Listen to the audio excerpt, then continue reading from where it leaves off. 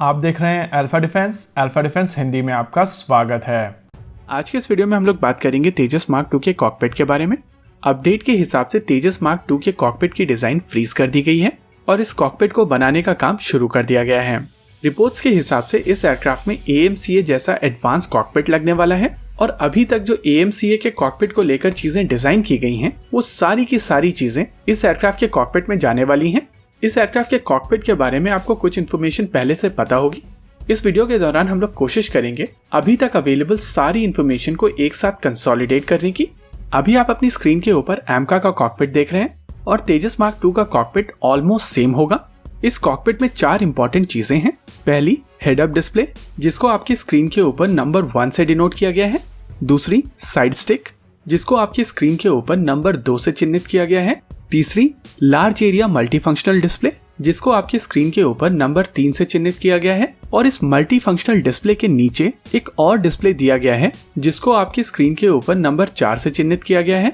ये डिस्प्ले काफी ज्यादा स्पेशल डिस्प्ले है, जिसके बारे में वीडियो में हम लोग आगे डिटेल में बात करेंगे। सबसे पहले बात करते हैं हेड अप डिस्प्ले के बारे में। इस एयरक्राफ्ट में यूज होने वाला head up display HUD mark 2 कहलाएगा, जिसको CSIR की तरफ से सेंट्रल साइंटिफिक इंस्ट्रूमेंट ऑर्गेनाइजेशन यानी CISO बना रहा है। ये सिस्टम अभी के तेजस में यूज होने वाले हेड अप डिस्प्ले से ज्यादा लाइट होगा। इस सिस्टम का मीन टाइम बिटवीन फेलियर लगभग 10 गुना कम होगा, यानी कि अभी के सिस्टम से ये 10 गुना लंबी लाइफ रखेगा, जिसके वजह से ओवरऑल लाइफ साइकिल कॉस्ट काफी ज्यादा कम हो जाएगी। ये बहुत ही ज्यादा मॉड्यूलर सिस्टम होगा और मॉड्यूलर होने के कारण इस सिस्टम को कॉन्स्टेंटली अपग्रेड किया जा सकेगा। इंटरेस्टिंग चीज ये है कि इस सिस्टम को पुराने सिस्टम्स के साथ में भी इंटीग्रेट किया जा सकेगा, यानी कि भारतीय वायुसेना के दूसरे फाइटर जेट्स जो उस समय अपग्रेड किए जाएंगे, उनके लिए ये सिस्टम अवेलेबल होगा। आमतौर पर इस तरीके के सिस्टम्स की इंटेंसिटी धीरे धीरे समय के साथ कम होती चली जाती है, जिसके वजह से इनकी विजिबिलिटी में कमी आती है। इस सिस्टम को कुछ इस तरीके से डिजाइन किया जा रहा है कि अपनी पूरी लाइफ साइकिल के दौरान इसमें डिस्प्ले होने वाले सिंबल्स की इंटेंसिटी कम नहीं होगी। फिलहाल इस सिस्टम के ऊपर काम चल रहा है और आने वाले समय में ये सिस्टम बनकर तैयार होगा, लेकिन तब तक तेजस मार्क 2 का प्रोटोटाइप बनकर तैयार हो जाएगा और इसी वजह से प्रोग्राम में डिले ना हो, इस चीज को ध्यान में रखते हुए एरोनॉटिकल डेवलपमेंट एजेंसी शुरुआती प्रोटोटाइप्स के ऊपर digital light engine head up display, जो कि BAE सिस्टम द्वारा बनाया जाता है, उसको इंटीग्रेट करेगी और परफॉर्मेंस के हिसाब से ये head up display almost same होगा। फाइनली जब CSIR का सिस्टम बनकर तैयार होगा, तब तक LCA तेजस मार्क 2 अपनी पूरी टेस्टिंग कंप्लीट कर चुका होगा और प्रोडक्शन वेरिएंट में CSIR का हेड अप डिस्प्ले लगाकर इस एयरक्राफ्ट का प्रोडक्शन शुरू कर दिया जाएगा। मेरे हिसाब से ये काफी ज्यादा अच्छी अप्रोच है और इस तरीके की अप्रोच फॉलो होने के कारण इस एयरक्राफ्ट की डेवलपमेंटल साइकिल काफी छोटी हो जाएगी। अब बात करते हैं नंबर 2 यानी कि साइड स्टिक की। तेजस मार्क 2 देश में निर्मित पहला एयरक्राफ्ट होगा जिसमें साइड स्टिक होगी और इस एयरक्राफ्ट में साइड स्टिक होने के कारण कॉकपिट में बहुत ज्यादा स्पेस होगी और अर्गोनॉमिकली ये पायलट को काफी ज्यादा फायदा पहुंचाएगा। साइड स्टिक का जो सबसे बड़ा एडवांटेज है वो है आपके सामने जितने भी इंस्ट्रूमेंट्स हैं उसका आपको क्लियर व्यू मिलता है और स्टिक साइड में होने के कारण आपके व्यू में कोई भी ब्लॉकेज बिल्कुल भी नहीं आता है। साइड स्टिक और भी ज्यादा यूजफुल हो जाती है जब आपके सामने केवल एक वाइड एरिया मल्टीफंक्शनल डिस्प्ले होता है और इसी वाइड एरिया मल्टीफंक्शनल डिस्प्ले की मदद से आप ऑलमोस्ट सारे के सारे फंक्शंस कर सकते हैं।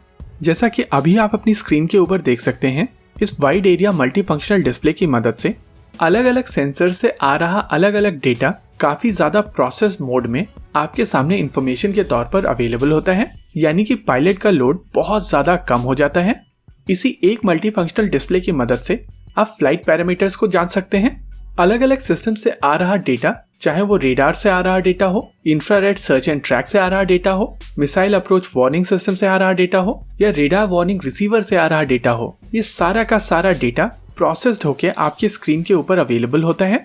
और इतनी ज्यादा सिचुएशनल अवेयरनेस होने के कारण डिसीजन मेकिंग काफी ज्यादा आसान हो जाती है और पायलट काफी कम समय में बहुत ही आसानी से डिसीजन कर सकता है और ये जो समय की बचत है, ये आपकी जीत और हार के बीच का डिफरेंस हो सकती है। अब बात करते हैं इस कॉकपिट के चौथे इंपॉर्टेंट कंपोनेंट की। जैसा कि अभी आप अपनी स्क्रीन के ऊपर देख सकते हैं, जिस स्क्रीन को हम लोगों ने नंबर 4 से डिनोट किया है, ये इस एयरक्राफ्ट को नेटवर्क सेंट्रिक वॉरफेयर वाली कैपेबिलिटी प्रदान करेगा और ये इस सिस्टम का सबसे ज्यादा इंपॉर्टेंट और सबसे ज्यादा नया कंपोनेंट है। तेजस मार्क 2 जब फॉर्मेशन में उड़ेंगे तो इस फॉर्मेशन के पायलट्स को आपस में रेडियो चैनल्स के ऊपर बात करने की जरूरत नहीं पड़ेगी। हालांकि पायलट्स के पास में ये फैसिलिटी अवेलेबल होगी, लेकिन बिना इस फैसिलिटी का प्रयोग किए हुए ये एयरक्राफ्ट आपस में बात कर सकेंगे। यही नहीं, ये नेटवर्क सेंट्रिक वॉरफेयर कैपेबिलिटी केवल फॉर्मेशन में उड़ रहे दूसरे तेजस मार्क 2 तक लिमिटेड नहीं रहेगी। ये फाइटर जेट विंगमैन ड्रोन्स को भी काफी आसानी से कंट्रोल कर सकेंगे और ये विंगमैन ड्रोन्स इसी कॉकपिट से कंट्रोल किए जाएंगे। विंगमैन ड्रोन्स को कंट्रोल करने के लिए इसी कंट्रोल पैनल का प्रयोग किया जाएगा, जिसको आपके स्क्रीन पर अभी नंबर 4 से डिनोट किया जा रहा है। जैसा कि आप जानते हैं, आने वाले समय में भारतीय वायुसेना के लिए घातक UCAV का निर्माण किया जा रहा है और ये unmanned combat air vehicle stealth technology से लैस होगा और इस एयरक्राफ्ट को भी तेजस मार्क 2 के कॉकपिट से कंट्रोल किया जा सकेगा। एरो इंडिया 2021 के दौरान जो combat air teeming systems release किए गए थे, ये सारे के सारे कॉम्बैट एयर टीमिंग सिस्टम, चाहे वो कैट्स अल्फा हो, कैट्स हंटर हो या कैट्स वॉरियर हो, ये सारे के सारे सिस्टम तेजस मार्क 2 के कॉकपिट से आसानी से कंट्रोल किए जा सकेंगे। और इन सभी कैपेबिलिटीज के साथ में जब ये फाइटर जेट अपने मिशंस पर निकलेगा तो ये एनिमी के लिए काफी ज्यादा घातक होने वाला है। इन सब के अलावा ये कॉकपिट वॉइस को रेस्पॉन्ड करेगा, यानी कि इस एयरक्राफ्ट को वॉइस कमांड दी जा सकेंगी। साथ ही आर्टिफिशियल इंटेलिजेंस से लैस इसका कॉकपिट पायलट को डिसीजन मेकिंग में भी काफी ज्यादा मदद करने वाला है। और इसी वजह से जब भी प्रोजेक्ट से रिलेटेड लोग ये कहते हैं कि इस एयरक्राफ्ट को मिराज 2000 से कंपेयर नहीं किया जाना चाहिए, तो उसका सबसे बड़ा कारण ये है कि तेजस मार्क 2 मिराज 2000 से टेक्नोलॉजिकली बहुत ज्यादा एडवांस होने वाला है। इनफैक्ट कुछ मामलों में ये एयरक्राफ्ट रफाल से भी ज्यादा बेहतर होगा। अगर तेजस मार्क 2 के फिजिकल फीचर्स की बात की जाए और इसको तेजस मार्क 1 और मार्क 1A से कंपेयर किया जाए, तो इस एयरक्राफ्ट के डायमेंशंस में बहुत ज्यादा अंतर नहीं आया है। जहां इस एयरक्राफ्ट की लेंथ लगभग 1.35 मीटर बढ़ी है, वहीं विंग स्पैन केवल 30 सेंटीमीटर ही बढ़ा है। और माना जा रहा है कि इस एयरक्राफ्ट का ओवरऑल एम्प्टी वेट या तो अभी के तेजस के बराबर रहेगा या उससे कम हो जाएगा। वहीं अगर इंजन पावर की बात की जाए तो वो लगभग 14 किलो न्यूटन बढ़ेगा, यानी कि लगभग सेम वेट के साथ में इंजन पावर बढ़ रही है, जिसके वजह से इस एयरक्राफ्ट की ओवरऑल एरोडायनेमिक कैपेबिलिटीज में बहुत ज्यादा इजाफा होगा। इंटरेस्टिंग चीज ये है कि तेजस मार्क 2 में 11 हार्ड पॉइंट्स होंगे और इन 11 में से 8 हार्ड पॉइंट्स के ऊपर यह aircraft beyond visual range missiles carry कर सकेगा। वैसे कॉकपिट को लेकर जो दूसरी अपडेट है वो है इन मल्टी फंक्शनल डिस्प्लेस का प्रोक्योरमेंट। एरोनॉटिकल डेवलपमेंट एजेंसी की तरफ से इन मल्टी फंक्शनल डिस्प्लेस का प्रोक्योरमेंट शुरू कर दिया गया है और आने वाले कुछ समय में 3 प्रोटोटाइप्स के लिए multi functional display aeronautical development agency को डिलीवर कर दिए जाएंगे। अंत में एक आमतौर पर पूछे जाने वाले क्वेश्चन को आंसर करते हुए इस वीडियो को खत्म करते हैं। आमतौर पर पूछा जाता है कि तेजस एक सिंगल इंजन फाइटर क्यों है, या तेजस मार्क 2 को डंप करके टेड BF के बेसिस पर ऑर्का के ऊपर काम क्यों नहीं किया जा रहा है। देखिए, single engine fighter jets operationally काफी ज्यादा सस्ते होते हैं और कैपेबिलिटी के मामले में ये एयरक्राफ्ट कहीं भी ट्विन इंजन फाइटर जेट से पीछे नहीं होते हैं। हालांकि twin engine fighter jets comparatively ज्यादा फ्यूल और ज्यादा वेपन कैरी कर सकते हैं, लेकिन 2 इंजन होने के कारण ये ज्यादा फ्यूल कंज्यूम करते हैं और इनकी मेंटेनेंस कॉस्ट भी ज्यादा होती है। तो कहीं ना कहीं अगर बैलेंस देखा जाए तो आपको दोनों प्रकार के फाइटर जेट्स की आवश्यकता होती है और इसी वजह से तेजस मार्क 1 और तेजस मार्क 2 में सिंगल इंजन का प्रयोग किया जा रहा है और ये दोनों फाइटर जेट भारतीय वायुसेना के लिए काफी ज्यादा जरूरी हैं।